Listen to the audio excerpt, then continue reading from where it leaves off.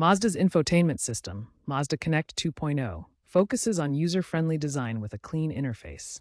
Navigation primarily uses Apple CarPlay or Android Auto for real-time traffic via Google Maps.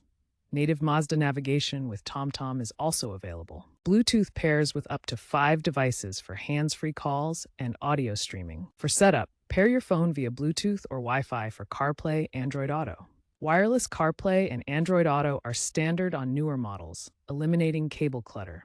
Use voice commands "Hey Mazda" for most functions. CarPlay and Android Auto wirelessly mirror your phone's interface.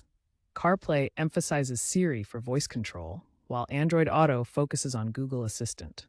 Both allow access to apps like Waze for navigation and Spotify for music, all without touching the screen for safer driving.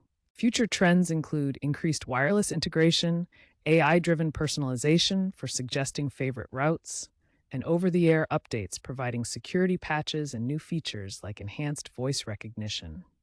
Mazda plans to enhance infotainment with augmented reality navigation overlays on the windshield in upcoming electric vehicles like the 2026 Mazda Iconic EV. Cybersecurity risks from connected systems are being addressed through investments in encryption. Mazda's infotainment system is evolving with seamless smartphone integration and innovative features, ensuring a safe and connected driving experience.